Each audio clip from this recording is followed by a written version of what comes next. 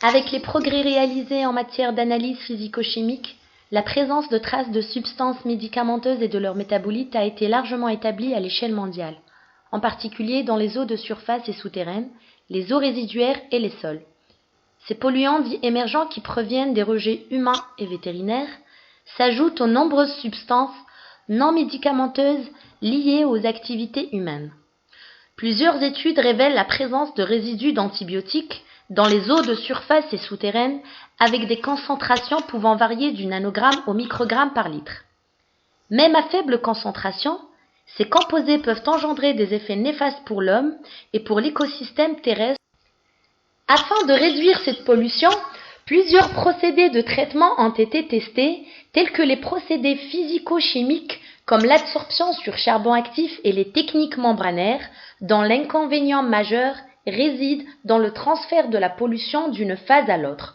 On retrouve également le traitement biologique qui, quant à lui, présente l'avantage d'être peu coûteux mais non efficace au traitement des effluents chargés en composés réfractaires. Et enfin, les procédés d'oxydation avancés communément appelés POA, qui reposent sur la formation in situ de radicaux hydroxyles, qui sont donc très réactifs et non sélectifs vis-à-vis des polluants organiques. Ces procédés semblent être très efficaces pour l'élimination des composés récalcitrants. Parmi les différents procédés d'oxydation avancés qui existent, le procédé électrophantène a été largement étudié et a prouvé son efficacité dans l'élimination de plusieurs types de polluants. Il existe deux types de procédés électrophantène. On retrouve le procédé électrophantène homogène, qui consiste à la mise en solution directe du catalyseur, et le procédé électrophantène hétérogène, qui quant à lui repose sur la mise en solution d'un catalyseur solide ou immobilisé sur un support. Cependant, le système homogène présente un grand inconvénient lié à la difficulté de recycler le catalyseur et à la génération de boue d'hydroxyde de fer qui doit être éliminé en post-traitement jusqu'aux normes de rejet. Le système hétérogène peut donc rectifier ces inconvénients. C'est dans ce contexte que s'inscrit ce travail de recherche réalisé au sein de l'équipe de bioélectrochimie de l'Université de Béjaïa, en collaboration avec l'équipe de chimie et ingénierie des procédés de l'École nationale supérieure de chimie de Rennes, qui s'intitule « Application du procédé électrophantène pour le traitement de la sulfaméthazine en présence du fer-alginate ». Le mécanisme réactionnel du procédé électrophantène est illustré dans cette diapositive. À l'anode a lieu la réaction d'oxydation de l'eau en oxygène. À la cathode a lieu une succession de réactions de réduction.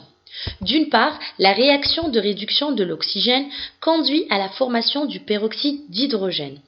Et d'autre part, la réduction du fer ferrique en fer ferreux a lieu. Ainsi, les ions ferreux réagissent avec le peroxyde d'hydrogène suivant la réaction de Fenton pour générer des entités oxydantes qui sont donc les radicaux OH responsables de la dégradation des molécules organiques.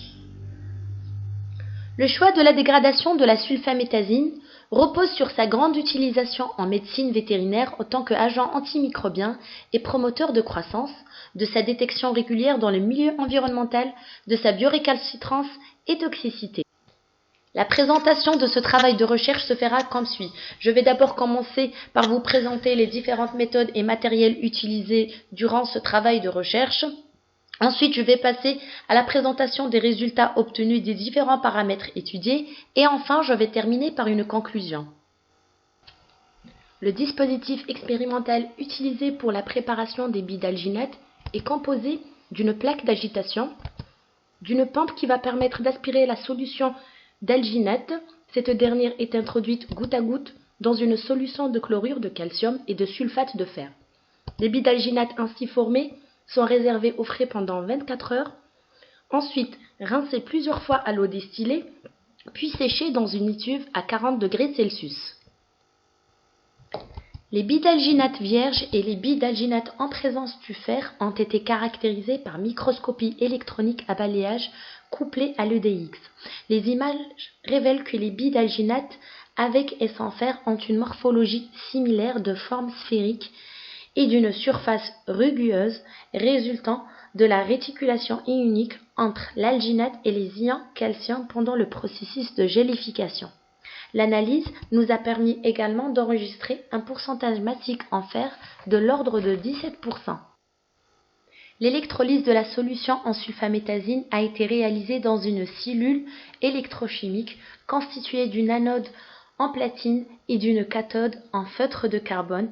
Différents prélèvements ont été effectués à des temps bien déterminés au cours de la réaction pour ensuite être analysés par HPLC. Le premier paramètre étudié est l'effet du courant sur le rendement de dégradation de la sulfaméthazine. D'après les résultats illustrés sur les figures, on constate que la vitesse de dégradation augmente avec l'augmentation du courant de 50 à 100 mA de 0,015 à 0,019 minutes moins 1. Cependant, au-delà de 100 mA, on constate qu'il n'y a pas de variation significative de la vitesse, ce qui est dû au fait qu'à des courants très élevés, les réactions parasites peuvent avoir lieu, telles que la réaction de décomposition du H2O2, qui est donc le réactif principal dans la réaction de Fenton. Pour cela, 100 mA a été donc choisi comme courant optimal pour la suite de nos expériences. Le second paramètre étudié est l'effet du débit d'air injecté sur la production du H2O2 et du rendement de dégradation de la sulfaméthazine. Les résultats obtenus montrent que la concentration en H2O2 et le rendement de dégradation augmentent avec l'augmentation du débit d'air injecté de 0,1 à 0,2 litres par minute, ce qui est dû au mélange convectif favorisant le transfert de masse de l'oxygène dissous à la cathode. Cependant, une diminution de la concentration du H2O2 et le rendement de dégradation a été observée en augmentant le débit de 0,2 à 0,3 litres par minute. En effet, une alimentation en air excessive pourrait générer trop de bulles d'air dans le réacteur, conduisant à une distribution hétérogène de la densité du courant au sein de la cathode. Nous avons donc choisi un débit de 0,2 litres par minute comme débit optimal. Dans les conditions optimales de courant et de débit d'air injecté, nous avons étudié l'effet de la concentration initiale en polluant avec deux concentrations initiales, à savoir 50 et 100 mg par litre. Les résultats obtenus révèlent que la cinétique de dégradation diminue avec l'augmentation de la concentration initiale de 50 à 100 mg par litre, ce qui est dû à l'effet compétitif qui peut exister entre les molécules de la sulfaméthazine et ses sous-produits de dégradation pour réagir avec les entités oxydantes qui sont donc les radicaux OH formés au cours de la réaction électro-Fenton.